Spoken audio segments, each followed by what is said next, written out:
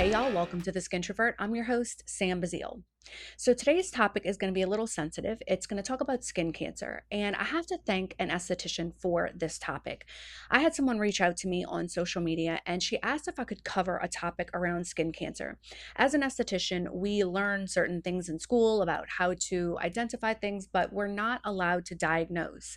She was asking if I could talk about how to feel comfortable to see something, say something, and what should be referred out, what shouldn't be referred out, and really dig into the nitty gritty of that topic. So, thank you for recommending that topic. I thought long and hard about who I should bring on, and I'm telling you, there is no one else I would rather share with you than Kristen. Kristen is a derm PA that has taken care of my family personally. She is incredibly talented at what she does. She is also beautiful and so smart, and she brings a lot to the table. I wanted you guys to hear directly from her how to handle this topic and when you should see something, say something. So, welcome, Kristen. Fun fact, Kristen has been taking care of me and my family for a long time. I would not have wanted to trust this conversation with anyone else. So super excited to have you. And So would you excited to hear. tell everybody a little bit about you? I'm a dermatology PA and injector out of Baton Rouge, Louisiana. I've been in practice for approximately 10 years now. I just made 10 years on June 2nd. And then really initially in my career, tapped into medical derm mostly. About 6 years into my career, started doing the aesthetic side. So like Botox and fillers, and now I do it all. So I'll do, your general dermatology, which includes acne, skin check, psoriasis. I do mild dermatologic surgery, and then I also do aesthetic injections. Woo, you do it all. I love Yes, I wanted to do it all. This career is fun. it. Okay, well, I want to talk about something before we get into the real topic, because this is something you and I brought up. So there's, for whatever reason on social media, it's kind of like there's a line drawn between the derm community, the aesthetics community, and how does that affect you specifically? Do people not know that you like do certain things? Yeah, actually, yeah. So I think, for the longest time, I think everyone like knew it was kind of derm brought this like aesthetics thing to market, and then aesthetics took a very wide range of who you can see for as your provider, that's not a problem at all. But I think in that type of movement, we've kind of maybe forgotten that dermatology also can do aesthetics. Not every dermatology provider chooses or opts to do the aesthetics portion, but a majority of the time, the person that you're sitting in front of dermatologically can address a lot of aesthetics conditions and can do procedures like Botox, fillers, etc. Well, thank you for clearing that up, because that's definitely something that even I see when I go from, clinic to clinic to clinic. People are Yeah, kind of, oh, I didn't know that she did that, or this one did right. that. So, yeah, no, I'm glad we brought that up. That's definitely something that needs to be addressed. And kind of weird that we've gotten so far into aesthetics that we wouldn't think a I derm know. physician or a derm practitioner would handle facial aesthetics. So bizarre, but Right. And then I've had the opposite too, where just by assumptions, patients have assumed I only do cosmetics, that I don't do skincare anymore. And it's like, no, it can all be done. You can do it all. You don't like, it's like riding a bike. You don't lose your tricks. well, I hate to like give into that whole like stigma with you, but just to share something, when I went to set up an appointment for my son with you to get one of his little suspicious moles, taken care of, he was like, "Mom, come on." And I'm like, "What?" He's like, "She's so pretty." And I'm like, "Well, what did you expect? Like, did she have to be this like mean ogre like to take care of you?" Like he was so taken aback by like your beauty, like he couldn't You're believe flattered. that you were gonna have to like look at his mole. So yeah, funny story, but okay, so that kind of segues into where we are today. Let's talk about these like suspicious moles and things like that.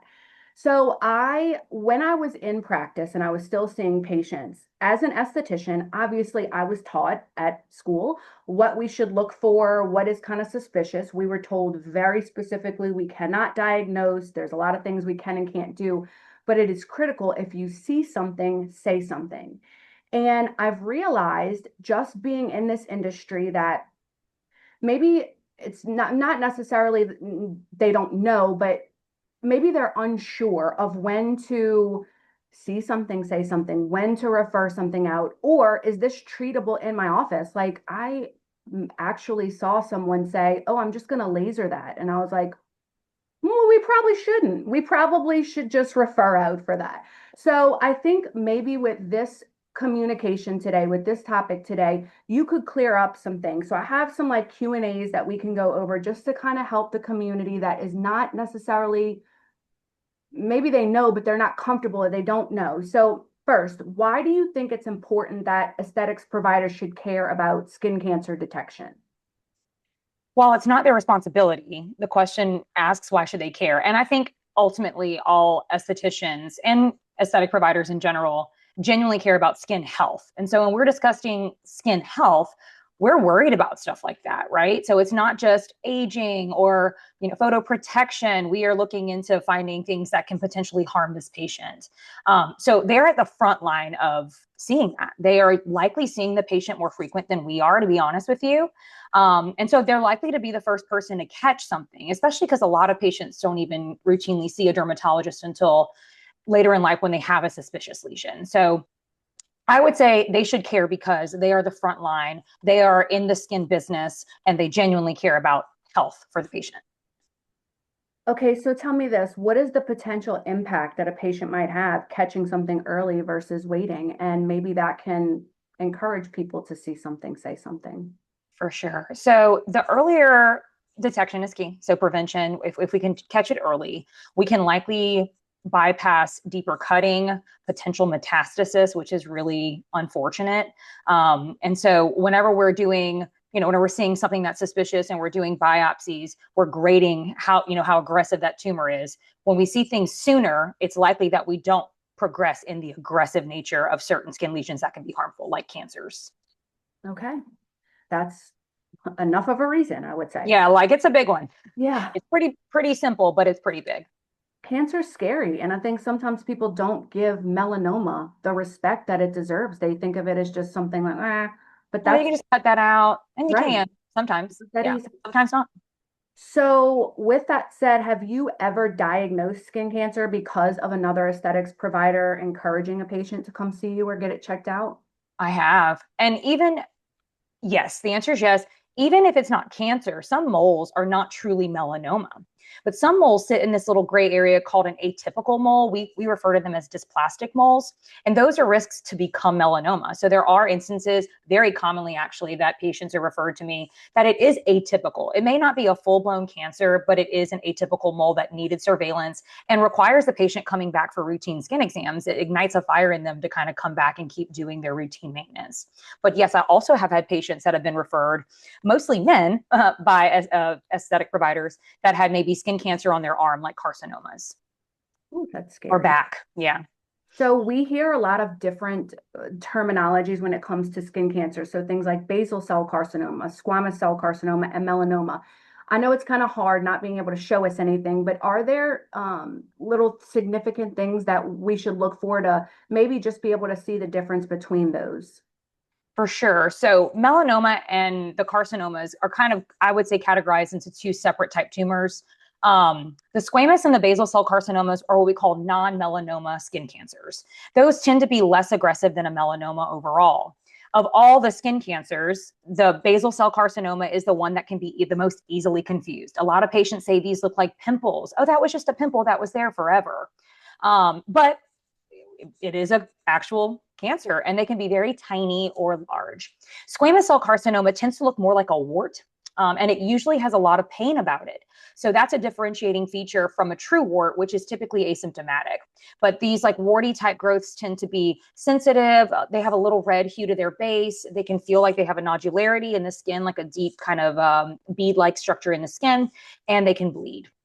And then melanoma, this is kind of a overall basis, but it usually is a darker pigmented lesion. Now they do have amelanotic, which we will get into, but it's usually a mole. This is a true mole that has developed a cancerous predisposition. So that typically tends to run darker. So like your really dark browns, your blacks can have multiple different hues of browns or blacks, and those tend to be asymptomatic, which is what is so scary about those. You don't actually know you have one. You don't feel it like you do the carcinomas. Feel Yikes. as in like symptoms, pain, itchy, tenderness, bleeding. Usually melanomas are kind of silent. Which is even more scary. It's scary. Yeah, it can be So, very scary. Out of the ones we talked about, what are going to be the most common and which ones are the most dangerous, do you think? Of those, the basal cell carcinoma is the most common. As a matter of fact, of all the cancers in the world, not just the skin world, basal cell carcinoma is the most common cancer. The most uncommon is going to be melanoma. And it just depends because melanoma has different staging. But melanoma is the most rare of those three. Okay. What do you think are the most common misconceptions that patients have about skin cancer? That it has to be brown. So just mentioning the amelanotic melanoma. Not all tumors look exactly like the books, right? Like in school, you learn one way. When patients are going to Google, they're going to learn one way, but that one way is not all the ways. As a matter of fact, there's different subtypes of these tumors. Basal cell has several subtypes. Squamous cell has several subtypes. Melanoma has several subtypes, and all of those subtypes have different appearances and different risk profile. But the most misunderstood thing is that melanoma has to be brown, which to make everyone even more scared, it could be flesh toned, like your own color. It can look like a little scar. It could be red. It could be pink. It could be kind of like, I don't know, almost like a cleary type color, like obviously skin color, but maybe like a little translucent. It has a very vast appearance. So of course we teach this one thing because that's the most common appearance of melanoma, but they do have these subtypes that are very concerning to our trained eye. That makes me like, I feel like I need to make another appointment to come I feel see like I'm you. fear mongering. I'm sorry. No, but I don't think that I think there needs to be a healthy respect Yes. for it. Maybe not a fear. You don't need to be constantly checking your body all day, every day, but you need to be conscious of it and have a healthy respect for it because you and I, we're here in Louisiana. So we live in a climate where we are exposed in our lifestyles a lot. So I think it's definitely something we need to be conscious of. Now, what Yeah. about providers? So specific aesthetic providers. What should they be paying attention to in treatments, and what do you think they should look for that should be considered suspicious?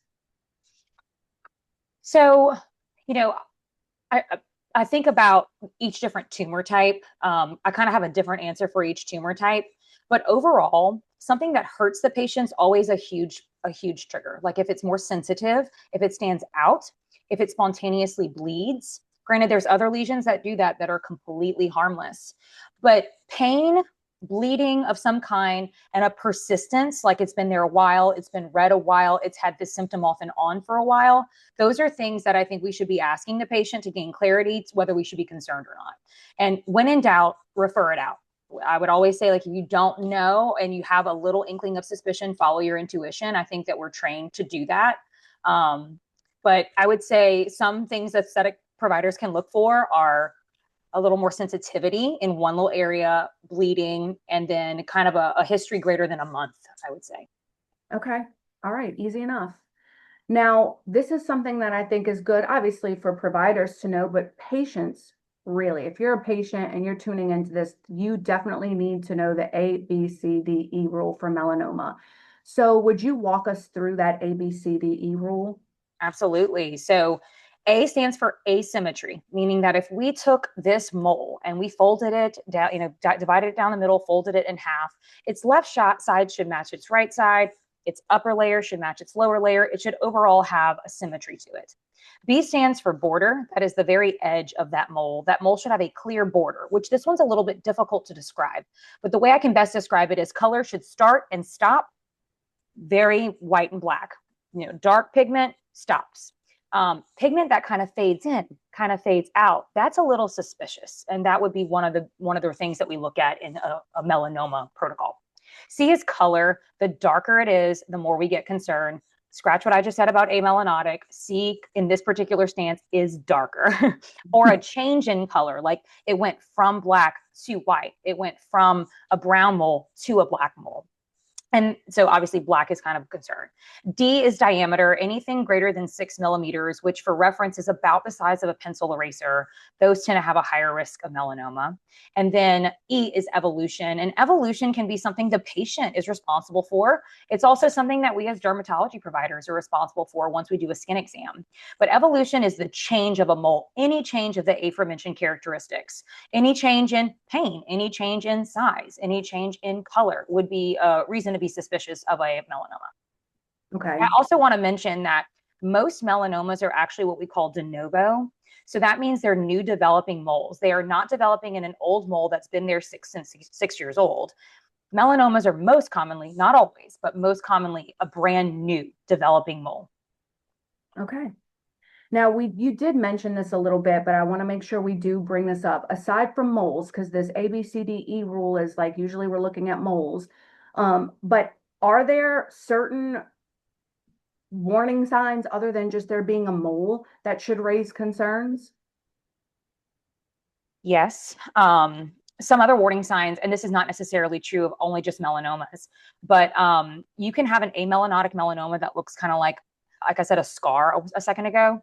And if that was not there before and you can't isolate an injury as to why you might have like what looks like a little white patch or a little scarred patch, that would be a reason to be suspicious as well. And then Okay. again, I know most melanomas are asymptomatic, but like pain, random ulceration, which ulceration kind of looks like scabbing, that would be strange. Again, this is without history of injury. Okay. So obviously, when a patient is visiting an aesthetics provider, usually the aesthetics provider is looking at the face, maybe the neck, the décolleté, things like that. But there are other areas of the body where skin cancer presents, and maybe your provider might not see it, but as a patient, you may want to look. So, what are some body areas that are most commonly overlooked by patients that get skin cancer? The most common one's going to be the arms and hands. Hands are huge, especially the backs of here from driving up here on a steering wheel. The back is also very common in men. I think men go shirtless a lot, not as common in women. But the shoulders, the back, the forearms, the hands, and in women, the calves and the lower legs because we wear skirts and we wear shorts. So we expose our legs a little bit more. Okay, and why do you think the scalp is I missed that missed? one. That was a good one. That's a good Look, one. well, and look, I'm only saying that because I dealt with it myself. So why do you think people miss that so much? Why are they not focused on that? We just don't really apply sunscreens there, right? Like, I don't think people think that's a thing that they can do, and you absolutely can and should. I also don't think there's a lot of vehicles that are very scalp friendly. I mean, no one wants super greasy hair. Or, I mean, I know that most times we're outdoors, we're still sweating, so we're going to wash it anyway. But the idea that putting like a lotion or a cream in the scalp would be a thing is just like not thought of, although it's extremely possible. And of course, the hair part is the most common area to develop a sun type lesion, so carcinoma, melanoma. But I see it all the time in patients that, our hair is porous, sun will get through it. Even when you're wearing like a cap that's netted or a hat that's netted, kind of like a wicker hat, there are some little pores where the sun can come through. And so I always tell patients, especially as they get older and they have issues with their scalp, to wear UPF clothing, UPF hats, cloth hats that don't really have that porous nature. Something is better than nothing. So if you're going to do something, I'd rather you wear a hat than not wear a hat. But yeah, the scalp is often missed, and I should have mentioned that is a common area for cancers. Well, and I think too, anybody that's listening to this that has children, don't forget that with the babies. Like you're putting sunscreen all over everything else, but you're forgetting the scalp, the They're tops of bald. the ears. They're Yeah, like and bald. they're going through it. So yeah, I'm glad we brought that up. Yeah, I did. I more commonly see those cloth hats on babies than I do adults. Obviously, it's not like the Mhm. most fashion forward look. But they do make some UPF hats like Academy that aren't bad. I got my husband one and he rocks it. I'm like, this is great. And maybe I think it's awesome because he's my husband, but I'm like, And this and he's doesn't look terrible. kindergarten. It's not a terrible look. I know, right? Well, when it comes to cancer, fashion is secondary, but For sure. okay. So we've talked a lot about identifying the issue, but I've talked to some providers that don't necessarily feel comfortable having the conversation. It's not like they don't know what to say or how to say it. So, how would you guide a provider if they see something? How should they approach the conversation? And maybe what wording do you recommend? And this is to the patient, correct? Correct. Yeah, I can understand how that's difficult because, like, what if you're wrong and you waste the patient's time? But I'd rather you waste the patient's time and be safe. The way that the aesthetics provider can approach that would be, hey, there's There's a little spot on your face. How long has that been there? Get a history, ask the questions. And some of the most common questions we ask are like, duration, how long has it been there? Is it bothering you? Does it ever randomly spontaneously bleed? Have you tried picking at it to make it go away? Or are you picking at it to keep it there? Trauma history. And then if all of those signs point to it has been there a good bit, it is maybe causing the patient some issues, I would say, okay, well, look, listen, not to scare you, because again, I don't want to fearmonger patients, but it would be in your best interest to just make an appointment with a dermatologist and get that checked out, because I can't diagnose here. But we have these specific tools called dermatoscopes. We can look at it with our trained eye and a dermatoscope if we need another layer, just to give us a better confirmation of diagnosis. And then we know, and we can say, yes, it is nothing, it's nothing. You're good. Like, you can go on, or we can biopsy it in that visit. Well, I think you hit the nail on the head. I think just making them, not panicking, but making them comfortable to know that it's their decision to take it further. That way, I think as a provider, you've done what you needed to do. You've said something. Exactly, the due diligence. I don't know if I'm sure you have this because you do work alongside of estheticians, but I think if you are an esthetician, a nurse prac, a PA that is in an aesthetics environment and you are not derm certified or you're not with a dermatologist, I think it's super important that you find a dermatologist that you can work with, that you can refer out to, because that way you have a direct relationship with them and it's comfortable. Absolutely. Because I think, like, for example, if you were my person that I was referring to, I think it would be helpful for me to share some information with you, maybe to kind of prep you for the patient. So if they are to join forces or really just have someone that they can refer out to, what information would be helpful for you to know to help these specific patients and make this transition work well? And Sam, on that topic, I do have estheticians that are even outside of my office and other injectors, that don't practice dermatology, that just do cosmetic injections, that text me pictures. Hey, should she be worried? Should we be worried? And while I'm not always like camped by my phone in the middle of a workday, I do get back. So, and you can always call the patient later. If you send the patient and say, I'll talk to her, I'll get back to you and tell you if this is something you should be worried about. Notably, a picture isn't a diagnosis either, but it's something to say, yes, come in, or absolutely not, don't worry. But what I'm looking for whenever a patient's being referred to me, I think insurance is a huge thing. You don't have to have insurance to see us. You can self-pay if you don't have insurance. But a lot of the times insurance dictates who you see. So like making sure that the provider this person is sending to is within network. How do they know that? They do not. But they could send over like a referral, which would be just, the patient's demographic information, so name, address, et cetera. And then we can call the patient and inquire about their insurance. Other things we would need is like their history, like just like a basic history that you got from them. That way we kind of have an inkling of what we're walking into. And of course, the location of the specific lesions that are of concern. Most cases, I'm doing a full body scan exam anyway. I'm going to convince you to do it. I'm not going to make you. I'm just going to convince you. And so I'm looking everywhere anyway, but kind of being in the know of what the concerning lesion was. And then I can report back to that aesthetics provider, like, hey, thank you for the referral. This is what it was, if the patient wants me to. I love that. Okay. All right. So I know you've seen lots of different cases that were just mild, no need for concern. It was totally fine, up to the absolute worst of the worst.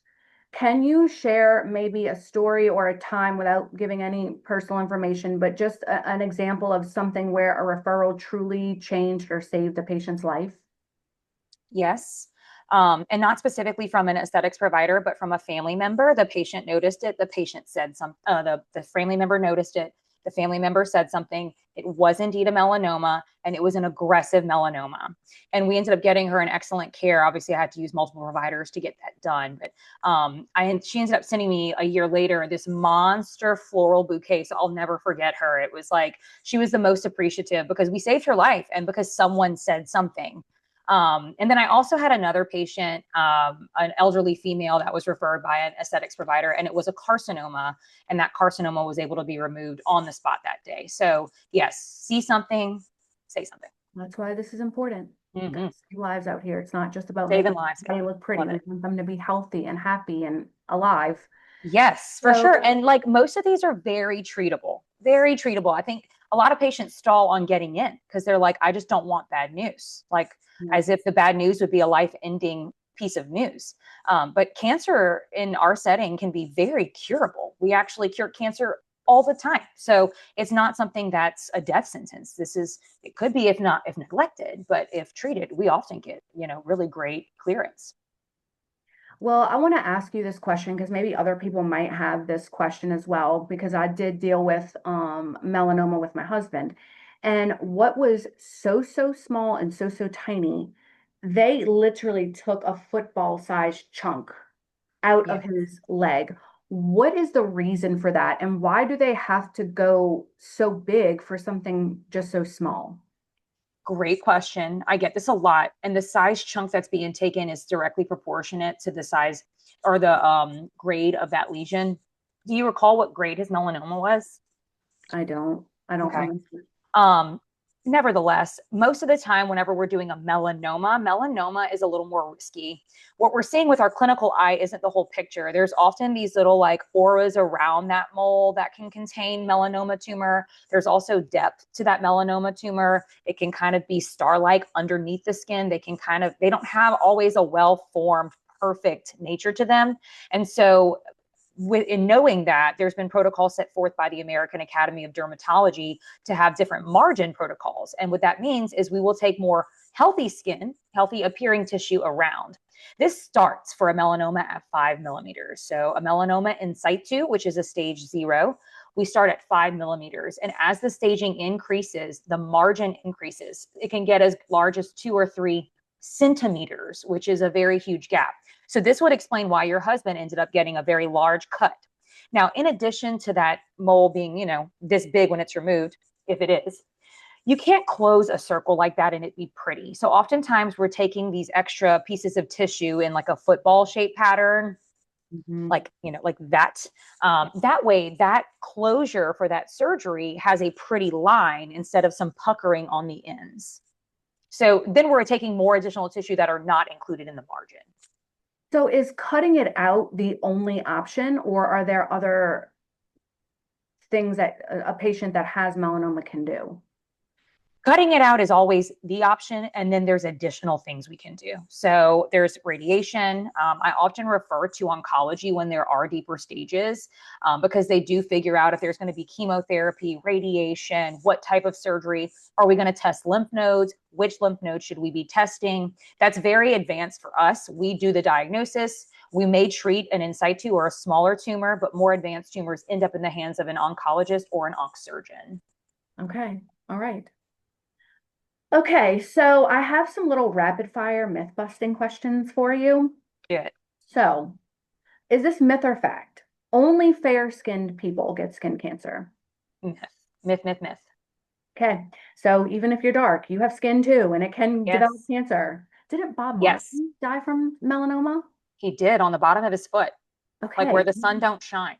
there you go. And he's definitely not a white man. No, There's no, and carcinomas are also possible. All tumor types are possible through all skin types.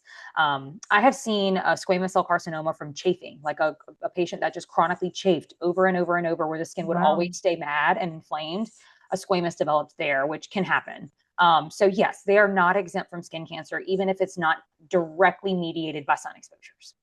Okay, this is just me like geeking out over this, but is it so like if it came in the place where the skin was constantly chafing, is that maybe because of injury and inflammation constantly being there that cancer just developed in that area? That is correct. That is the theory. Because it was in the inguinal, like the inner thigh. And I'm not saying that the thigh has not seen the sun. I am certain it has. But this was a gentleman who likely wore trunks when he was at the beach or outdoors. So it was likely mostly covered. And this is a patient who did not do a tanning bed. So yes, I think this particular case was almost exclusively due to chronic friction and inflammation that would never let the skin fully heal healthily. And then a tumor developed subsequently to that. So wild. I Okay. know. Young people can't get skin cancer. Myth. My youngest melanoma was a 21-year-old. Oh Yeah, gosh, I that's know. sad.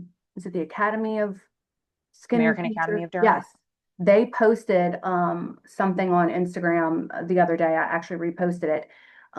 It was a bunch of dermatologists that were sharing the youngest patient that they ever diagnosed with skin cancer. And this one male dermatologist said it was a 10-year-old, and I could not Oh believe that. It is no, heartbreaking. So that is heartbreaking. we got to keep an eye on our babies too. They're not immune from it, They unfortunately. are not. And they're not too young for a skin exam either. So I've had like a 2-month-old get a skin exam because the mom wanted it done and I'm happy to do it. Never too young. I think Leighton was 16 when I brought him to you because it Yeah. was weird. It was atypical. It didn't have a good shape. It was dark, and I'm not playing around with my babies. Well, and it's family history, right? Like that's another thing too that Right. really plays into this. So Oh, good you're call. at higher risk if a first degree relative has had a skin cancer. Yep. Okay, so we did talk about this, but obviously it's going to be a myth. Skin cancer only happens in sun exposed areas. Yep. Myth. Myth, myth, myth. Can happen So, anywhere. Anywhere skin is bottom of feet, vulvar skin. I've seen a melanoma on the vulva, which is wow. it's like the lips to the, female genitalia. Penile lesions are possible. So yeah, it can happen anywhere there is skin. That's insane to me. Mm-hmm. But although I kind of feel like I'm a sitting duck anyway, because I was baking in tanning beds, when I was younger. So Girl, I'm kind of same. like waiting, Kristen, patiently. fun fact. My mom owned a tanning salon my whole youth. Like I was in the fifth grade when she opened the salon, and I think I tanned every other day for years. And then when I went to college, because I'd been tanning, my whole high school, my apartment just had a tanning bed there too that I could just go in. And so then when I got into this career, I'm like dying. I'm like, no, no, no, no. Like, how do I undo this? And I'm still undoing the damage. And I'm very scared that I will develop something because of all those years. Well, okay, here's the Sam fun fact. My first job ever, I managed a Planet Beach, and I was 16 managing a tanning salon, or what I was thinking. Managing, Yeah, boss. they were desperate, apparently, I when I was younger. mean, But isn't there like then, laws against that? I'm not sure. probably. But also, my mother had a tanning bed in our home. So How often were you in that bad boy? it was bad. I would tan. This is how bad it was. I would tan in the morning before I would jump in the shower, and then I would usually tan at work at some time during the day, some point during the day. So a lot of days it was twice a day, which is, and then I was putting on, I don't know if you remember, those lotions that would make your whole body tingle and burn. Yes, Because, girl. yeah, The because I hip felt like that stuff, was only, the accelerators, the little stickers, the little like bunny ear stickers. so Oh bad. my gosh. And tanning beds still exist, by the way. Like those are still out there. Just like Okay, like how are people doing this, knowing I what we don't know? know. I I I guess because like there is no mandate against them. The AAD has been working heavily against this for a long time to like ban them or have some type of regulatory control over it. And I think they've made headway. Like you can't attend you can't do twice a day. I Mhm. think you can only do like 3 or 4 times a week. There are some mandates that have been in place, but like they still very much exist and they're successful. Like Crazy. spray tan, fake bake. It's the Correct. best. I feel like It's that works so better for real. me anyway. I You don't agree. have, you don't have that weird, And it's immediate. you get that butt line from tanning. You Yeah. don't have that with a spray tan. You get all the areas. You get all the All nooks the and crannies. areas. And it stays for like, and it's immediate and it stays for like a whole week. You don't have to keep working it up and working it up to get your color. Correct. You're there. You're there. Yes. Oh my Pro God. fake bake. Look, I love me a good fake tan, man. I have some Same. of my favorites for what I like to do on myself at home, but when I do get over my modesty kicks and I can really get in there and have somebody spray me down, there's Modesty nothing kicks. better than that. Nothing better than I that. know. Brand new. Well, I am very grateful that I was able to have you on today. I think a lot of this information is going to be so helpful to aesthetics providers. And Yes. I would say I would like you to obviously share one big takeaway from this. I'm going to share my biggest takeaway from this only because I was an esthetician. If you are an esthetician watching this and you practice independently, you're not in a clinic with other medical providers, please find a dermatologist that you can partner with. So that way, when you do see something, you can say something and you have a good relationship like Kristen does with her esthetician and aesthetics injectors, where they can, text her because you could be what saves a person's life. 100%. And to add to that, not necessarily on the aesthetic or, the provider front, but patient comfortability. I think patients also just don't want to come to us. It's uncomfortable. You just mentioned it about the spray tan. But big takeaway here is don't feel embarrassed for a measly little thing. There's nothing too small for a visit. And if you don't want to do a full body, or you're just like really anxious about doing something like that, you do not have to. Of course, we prefer it, but I want patients to feel comfortable in knowing that they can advocate for themselves. If you just want one spot check, we can do that. You can kind of slow step your way into the derm world, or we can do full body skin exams in your visit. So just be comfortable, know that we're not going to make you feel uncomfortable or be judgmental of your tiny little complaint or your body hair. Come on down. It's a judgment-free zone. We're just trying to save your life. I'm going to tell you guys what I told a patient when I was lasering her butt. She was like, I'm so embarrassed. I don't want to do this. I said, girl, look, there's not a butthole that is going to make me shake or cringe. I've seen all the buttholes. Let's hurry up and get this All over. the buttholes. Like, and literally, it's just a butthole. That's like, it. Your dermatologist has seen it all all. day. There's nothing special about your butthole. So go get your butthole checked too, because you can get skin cancer. Oh gosh. All right. Thank you so much, Kristen. Thank you so much, Sam. And look, before we say goodbye, if anybody wants to come see you in practice, or if they want to give you a follow, what is your information and where can they find you? So you can follow me on social media at In the Skin with Kristen, with an EN.